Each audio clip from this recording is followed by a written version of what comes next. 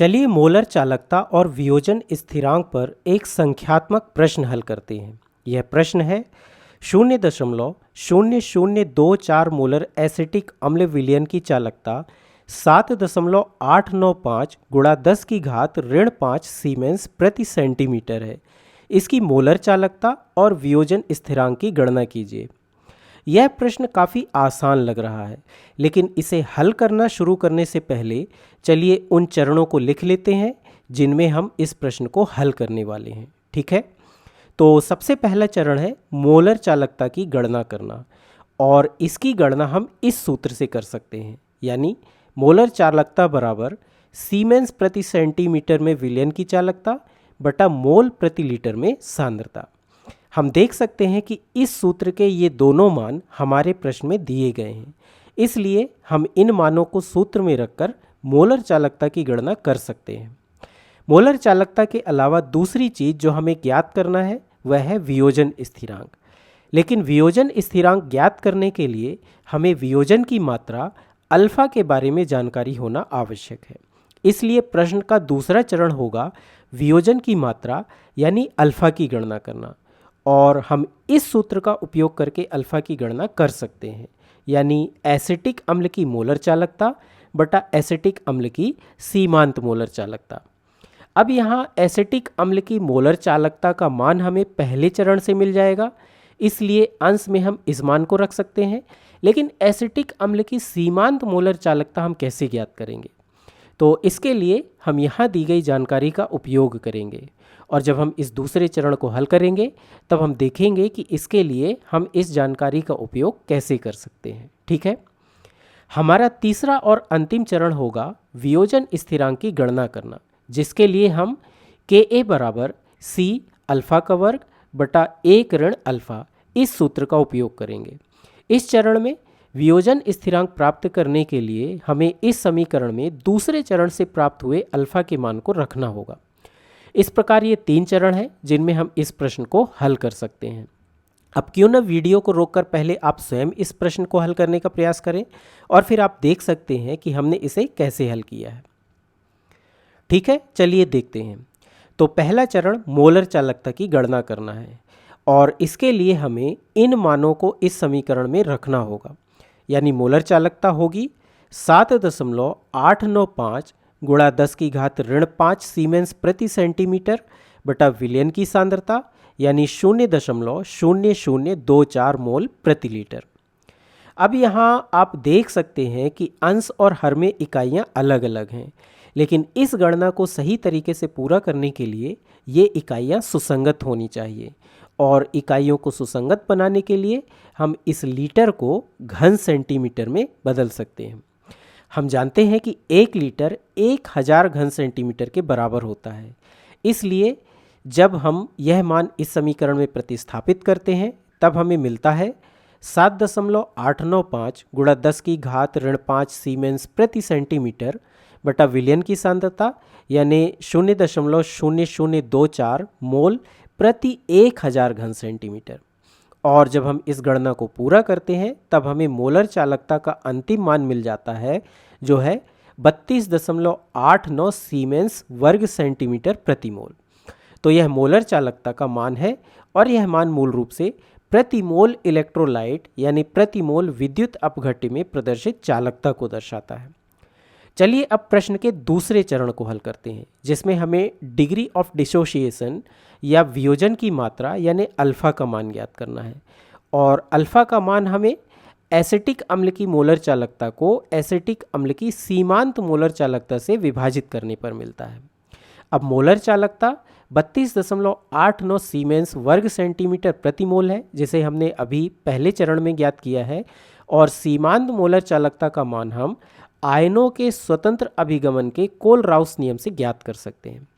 Kohlrausch नियम के अनुसार अनंत तनुता पर किसी वैद्युत अपघट्य की सीमांत मोलर चालकता उसके धन आयनों और ऋण आयनों के अलग अलग योगदान के योग के बराबर होती है।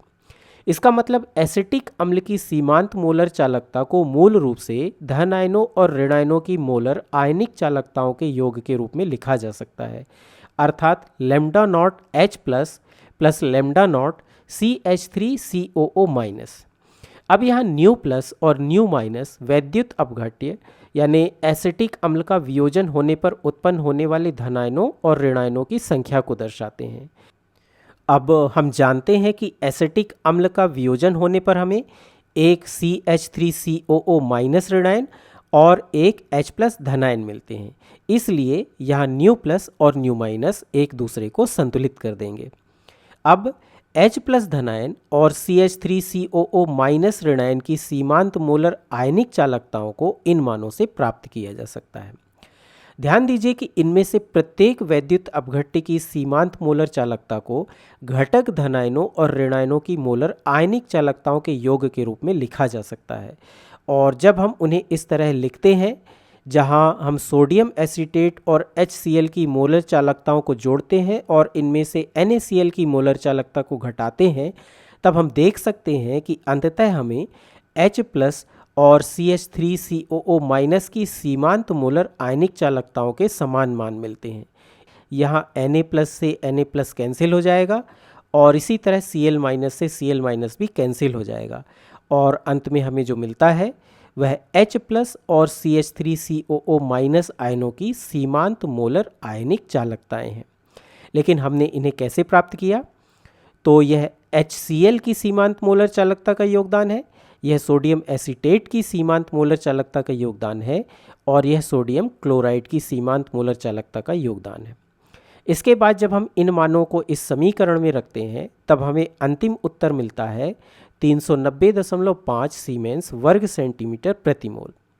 अब हम इस मान को अल्फा के इस सूत्र में रखकर वियोजन की मात्रा ज्ञात कर सकते हैं और जब हम ऐसा करते हैं तो हमें वियोजन की मात्रा यानी अल्फा का मान 0.084 मिलता है। अल्फा का यह मान हमें बताता है कि वैद्युत अपघट्य का कितना भाग आयनों में बदल सकता है और विलयन में उसका आयनन व्यवहार कैसा होगा। हम जानते हैं कि दुर्बल वैद्युत अपघट्य जैसे एसिटिक अम्ल के लिए अल्फा का मान 1 से काफ़ी कम होना चाहिए और हमें यहाँ जो अल्फा का मान मिल रहा है वह इसके अनुरूप है, क्योंकि यह 1 से बहुत कम है। वियोजन की मात्रा ज्ञात करने के बाद प्रश्न को हल करने का अगला चरण है वियोजन स्थिरांक ज्ञात करना, और यह काफ़ी आसान है क्योंकि इसके लिए हमें केवल सांद्रता और अल्फा का मान, जिसे हमने अभी ज्ञात किया है, इन मानों को इस सूत्र में रखकर गणना करना है। और जब हम ऐसा करते हैं तब हमें वियोजन स्थिरांक यानी Ka का जो मान मिलता है वह है 1.848 गुणा 10⁻⁻5 मोल प्रति लीटर। स्पष्ट रूप से आप देख सकते हैं कि यह मान कम है और यह दर्शाता है कि साम्य अवस्था में CH3COO माइनस और H प्लस आयनों की मात्रा कम होती है और अधिकांश एसिटिक अम्ल बिना वियोजित हुए बना रहता है। लेकिन यहाँ अच्छी बात यह है कि जैसे जैसे हम विलयन को तनु करते जाते हैं, साम्य अवस्था अधिक उत्पादों के निर्माण के अनुकूल होती जाती है।